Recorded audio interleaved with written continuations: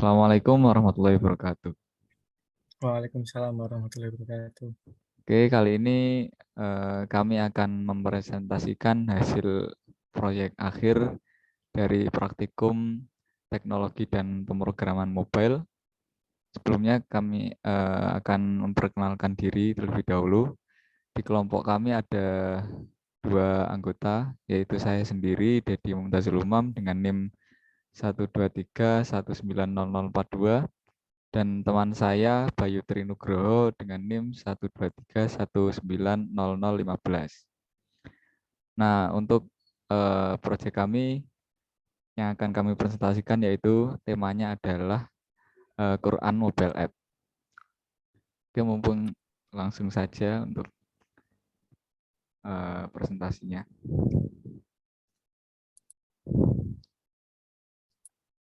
Nah, pertama yang akan kami jelaskan yaitu database lokal. Di sini kami menggunakan Hive untuk database lokalnya. Kemudian untuk modelnya, nah ini ada model kami, ada username dan password yang tipenya keduanya yaitu string. Nah, kemudian ini diterapkan di halaman login dan register. Untuk halaman register, nah pertama kali yang kami lakukan adalah membuat controllernya terlebih dahulu dengan nama username filter dan password filter. Kemudian kami simpan. Nah, selanjutnya kita buat function asinkronus dengan nama @user yang akan berjalan ketika tombol register diklik.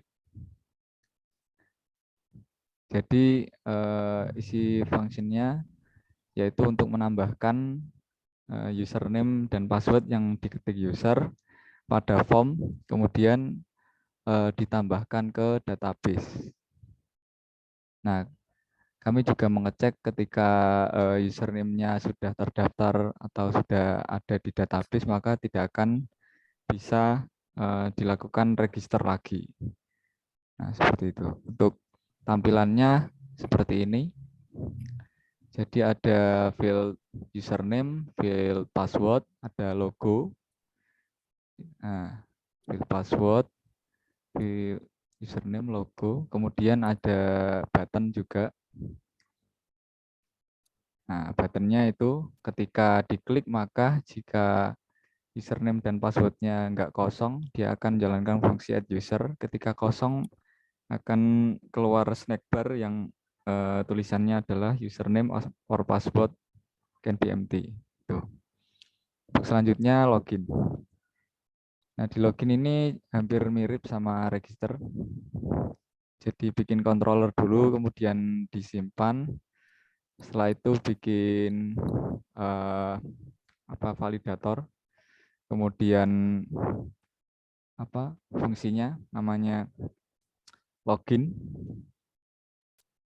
Kalau register tadi nambahkan, kalau login itu ngecek.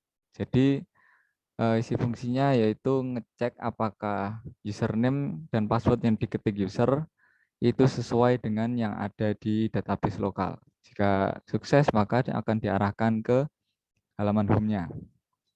Nah, kalau salah, maka akan muncul login fail. Untuk tampilannya hampir sama seperti register tadi, ada logo, kemudian form username, form password, dan tombol. Nah, tombolnya kalau ditekan, maka akan langsung menjalankan fungsi login yang di atas tadi. Oke. Mungkin itu untuk database Hive, penjelasan untuk database. Selanjutnya akan dilanjutkan oleh Mas Bayu.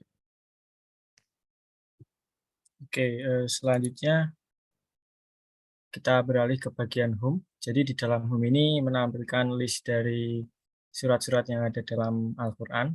Kita menggunakan API dengan URL-nya adalah quranapi.idn.sja.id/surah.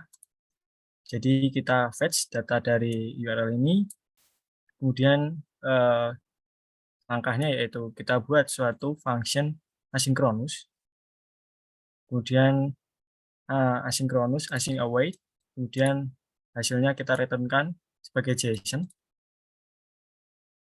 Data hasil returnan JSON tersebut kita parsing ke dalam suatu perulangan untuk membuat suatu list view, di mana setiap list view itu ketika diklik akan beralih ke halaman lain, di mana halaman tersebut adalah surah detail, yang mana akan menampilkan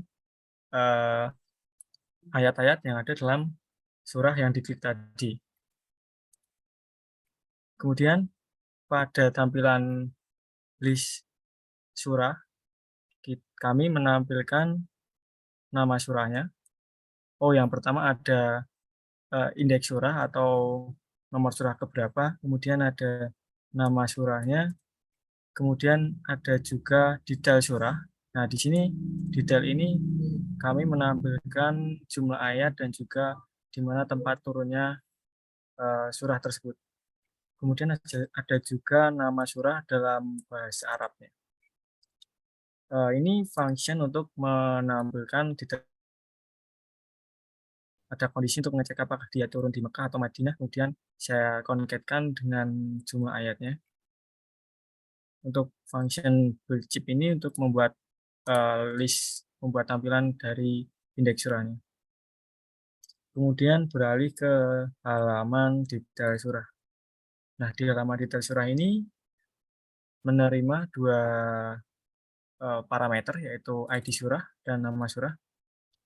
ID surah kita pakai untuk fetching ayat yang ada pada surah tersebut menggunakan URL ini. Kemudian kita tambahkan parameter di URL-nya /ID surahnya. Kemudian kita decode hasil tersebut. Kemudian kita tampilkan juga ke dalam suatu list view, yang mana dalam list view tersebut ada teks Arab dari ayatnya, kemudian ada Latinnya, kemudian ada juga terjemahan bahasa Indonesianya. Di sini kami juga membuat suatu player sederhana untuk untuk dapat mengeplay atau memutar audio dari ayat tersebut. Ini fungsinya sama untuk menampilkan indeks dari ayatnya. Kemudian untuk player dari audio sendiri, di sini mengirimkan parameter link dari audionya. Kemudian diterima ke function ini. Nah, di function ini kita bisa melakukan play audionya atau melakukan pause. Jadi memang simple, hanya untuk play dan pause saja. Kemudian mungkin lanjut ke demo aplikasinya. Jadi ini adalah tampilan dari halaman loginnya. Kemudian ini untuk registernya. Pertama kita daftarkan akun.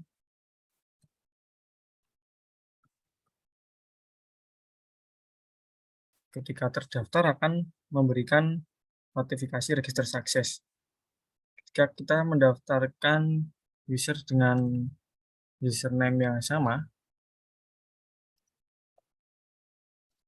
maka dia tidak bisa. Jadi ini ada sedikit validasi dari sisi registernya. Kemudian untuk login, ketika datanya salah, dia juga tidak bisa login. Dan ini adalah tampilan halaman home-nya atau halaman utamanya. Ada list dari surah-surahnya. Dan kita klik salah satu surah tersebut, maka akan menampilkan setiap ayat yang ada di dalam surah tersebut.